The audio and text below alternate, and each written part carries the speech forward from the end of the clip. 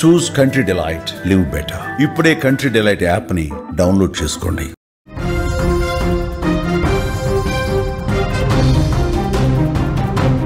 ICC మహిళల one day ప్రపంచ cup 2025 తుది పోరుకు భారత జట్టు సన్నద్ధమైంది.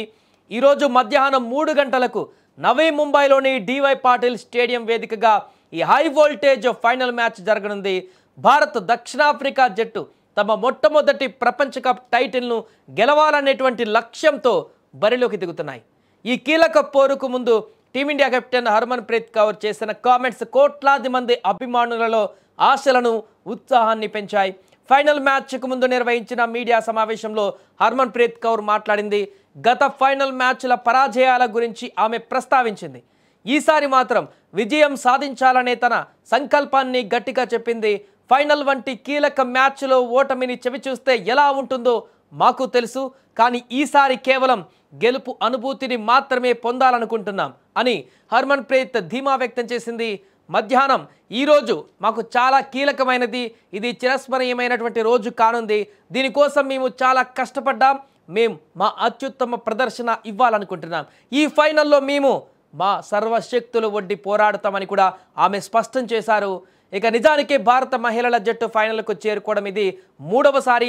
2005లో ఫైనల్లో ఆస్ట్రేలియా చేతిలో ఓటమి పాలైంది టీమిండియా. ఆ తర్వాత 2017లో రెండవసారి ఫైనల్లోకి చేరింది, అక్కడ ఇంగ్లాండ్ చేతిలో పరాజయం పాలైంది. 2017 ఫైనల్లో హర్మన్ ప్రీత్ జట్టులో సభ్యురాలుగా ఉన్నారు. ఆ టోర్నీలో ఆస్ట్రేలియా పైన 171 పరుగుల చారిత్రక ఇన్నింగ్స్తో జట్టును ఫైనల్కు చేర్చింది. గతంలో 2 సార్లు టైటిల్కు చేరువైనప్పటికీ పరాజయం పాలైన అనుభవాన్ని హర్మన్ ప్రీత్ గుర్తు చేసుకుంది. ఈసారి చరిత్రను మార్చడానికి టీమిండియా సిద్ధంగా ఉందని ఆమె స్పష్టం చేసింది. ప్రతి క్రికెటర్కు ప్రపంచ కప్ ఫైనల్లో ఆడటం ఒక గర్వించదగ్గ క్షణమని హర్మన్ ప్రీత్ పేర్కొంది. ఫైనల్ ఆడటం మా అందరికీ గర్వకారణం. గత 2 మ్యాచ్లలో మేము ఆడిన తీరు చూస్తే దేశమంతా మాపై గర్వపడుతుందని నేను భావిస్తున్నాను. ఇది చాలా పెద్ద మ్యాచ్, ఈ అవకాశాన్ని మేము ఆస్వాదించాలనుకుంటున్నామని హర్మన్ ప్రీత్ తెలిపింది.